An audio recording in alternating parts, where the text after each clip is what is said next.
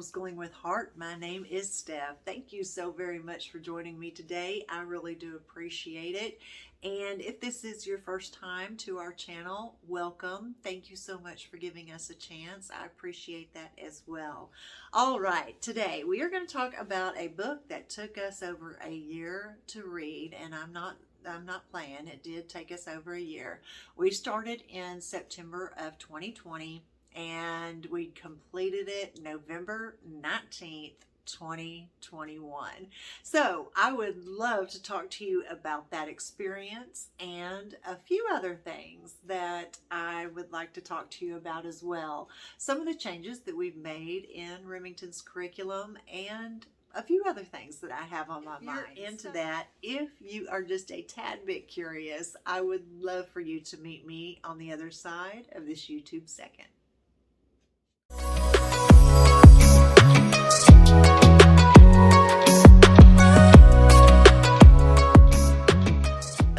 The book that took forever and a day for us to read was Charlotte's Web. Yeah. You know, Remy is a younger 7-year-old. He turns 7 right, in late spring. So right when kids are going to school in August, he just had a birthday. And so, yeah, I think that when we tried to read this at the beginning of first grade, he just wasn't ready.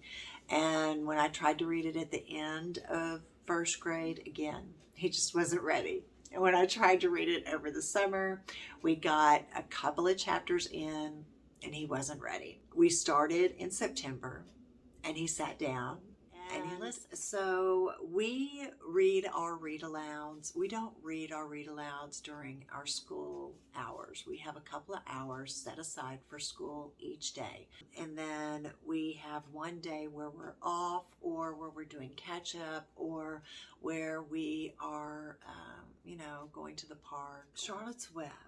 I didn't realize how many teaching moments there were in Charlotte's Web. And I would love to hear from you. If you would comment at the bottom on some of the surprising teaching moments that you've had with your children, just a teaching moment that has just made you go, wow, I can't believe that I taught them this, I would love to hear from you. If you're new here, I just sit down and just kind of start chatting. I don't really have a script. Down with some friends and just chatting, and that's the feel that I'm looking for in this channel. Reading Charlotte's Web to my grandson. While we're reading, even though it's just the Mimi and Remy time, I still ask him questions. I want to make sure that he is comprehending. I think that's just natural, for us to ask questions about the book while we're reading and making sure that he's doing okay with the book. He's listening. It's interesting to him. I want to make sure of those things. And one of the questions that I asked Remington, I said, what kind of friend are you? Kind of already knowing the answer, but I wanted to see what he said. What kind of friend are you? Are you more like Templeton or are you more like Charlotte? And without hesitation, he's like, oh, I'm like Charlotte. And I was like, okay, why? Why are you more like Charlotte? And he said, I said, don't think about Templeton being all snotty and everything else. Why are you more like Charlotte? And he said, because I care. I said, okay. I said, yeah, I see that. I said, Templeton does things and he would like things in return, while Charlotte does things just simply for caring, caring about others. And I said, we have to have both types of people in this world so that the world goes round, right? And we also get different perspectives from people that are different from us. That was kind of a teaching moment for him leading up to the chapter, the last day, right? And I do stress some sentences that are in the chapter, about her getting weary. And I read that a couple of times, and he stops me and he says, okay, I know a character's going to die. And I said, okay. And he said, I don't know which one, but I know, he said, I think it's Wilbur. And I said, okay, what makes you think that? And he said, I just think it's Wilbur, or it's going to be Templeton. I said, okay. I said, well, let's keep reading. And so we get to the chapter, the last day, and I said, okay, this is the chapter where the character is going to die. I gave him the heads up because Remington is a sensitive child. He is very, very empathetic, which is another reason why we didn't get through Charlotte's Web for the first 3 months of the school year. And anyway, so I tell him that, yeah, this is the chapter where the character dies. And he said, okay, I'm ready.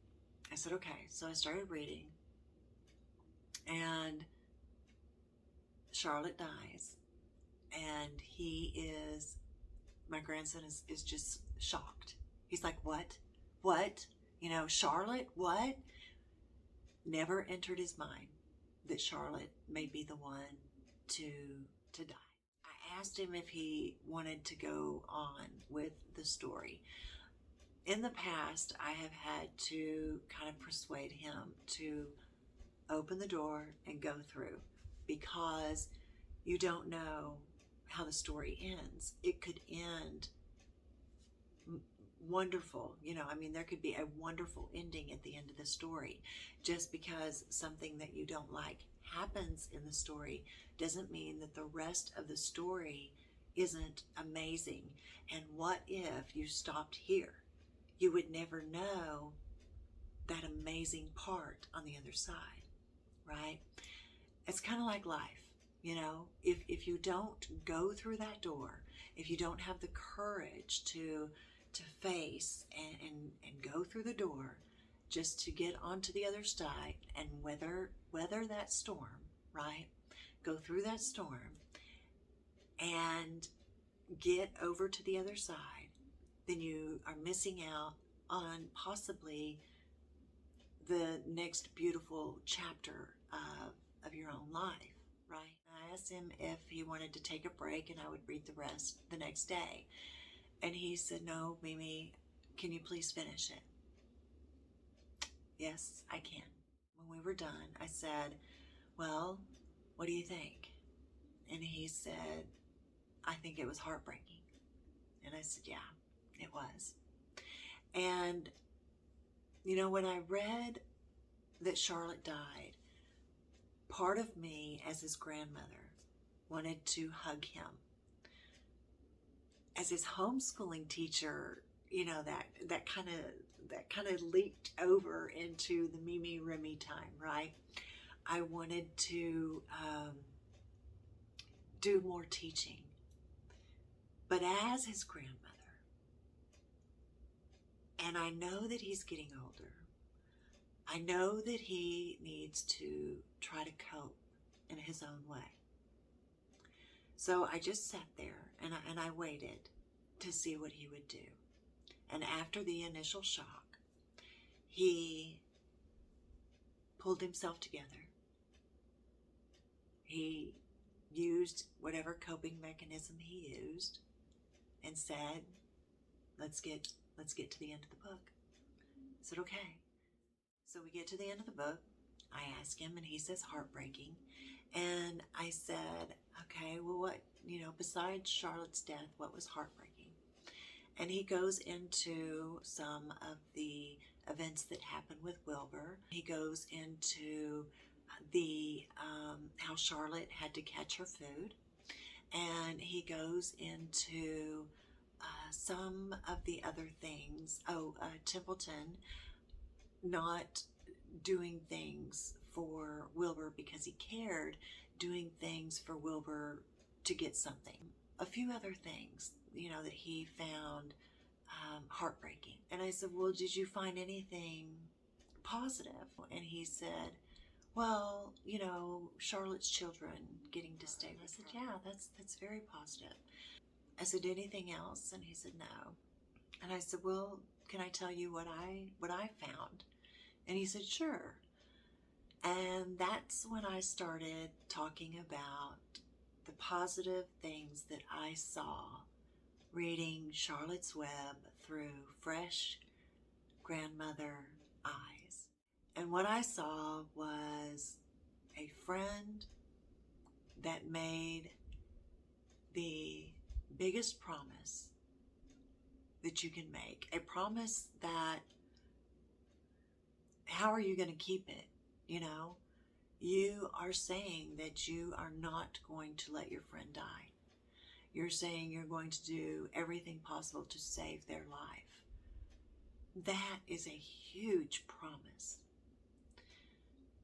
And I prayed for my grandson to have a friend like that the rest of his days.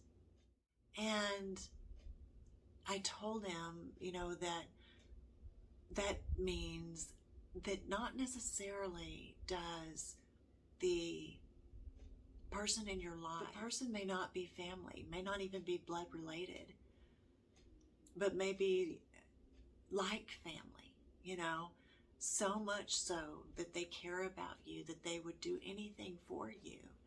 And when you have a friend like that, treasure them. Treasure them, you know.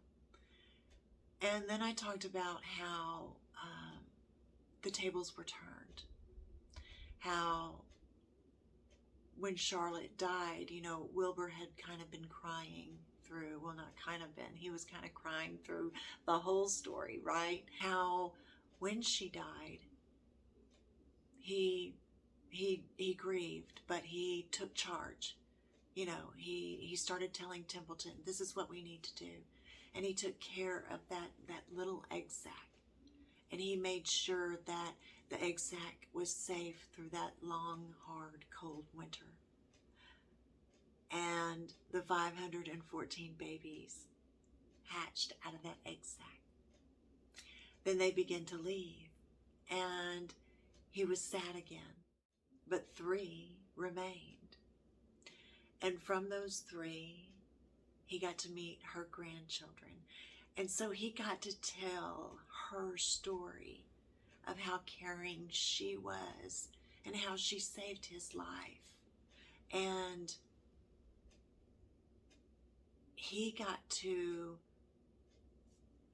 tell her legacy for the rest of his days and how she did keep her promise. She kept her promise at all costs.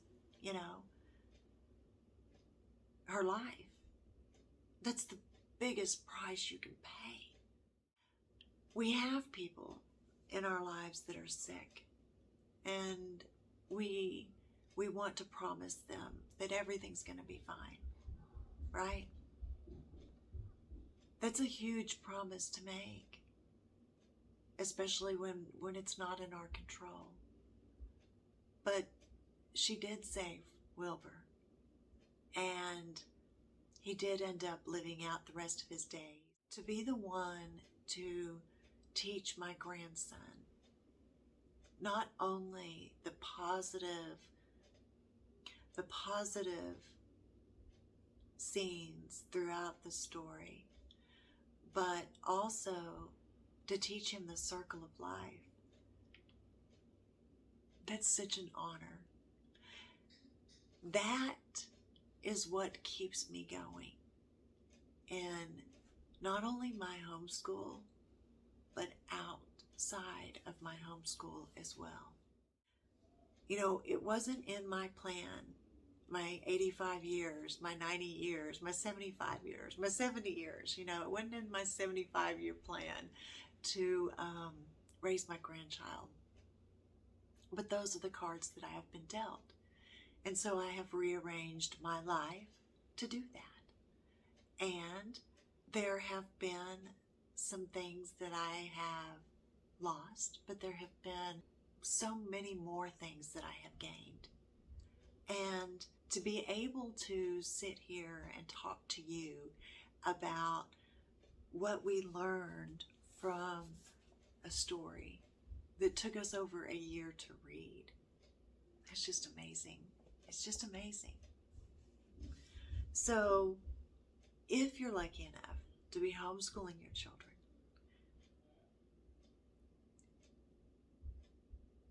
take those moments that you're teaching them.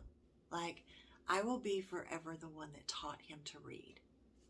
So when he takes 20 minutes doing 5 problems on a math sheet, and I'm going, how long does it take to do math? You've been on these same 5 problems for 20 minutes, then I can think about Charlotte's Web.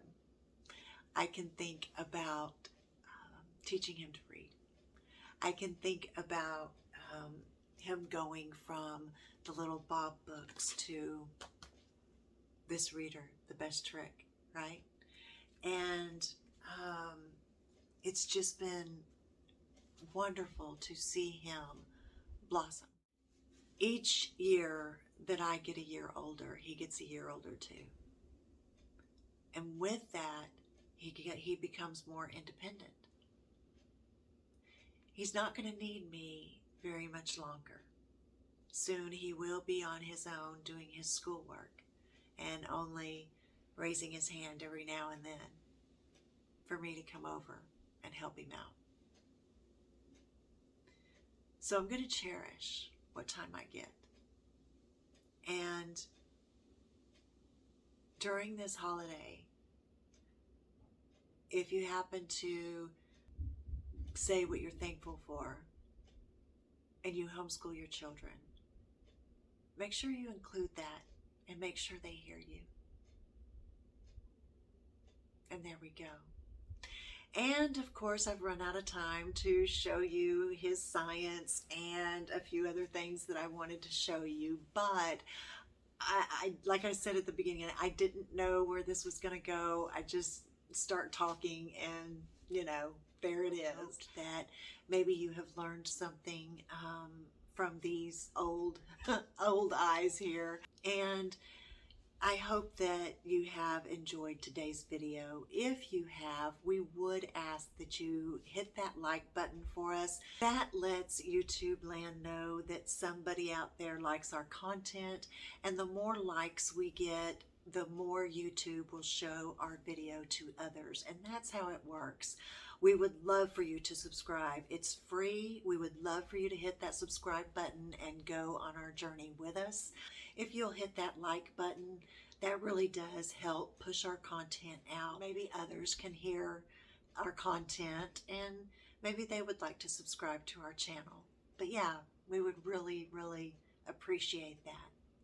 So, until we meet again, be good to each other. Bye-bye.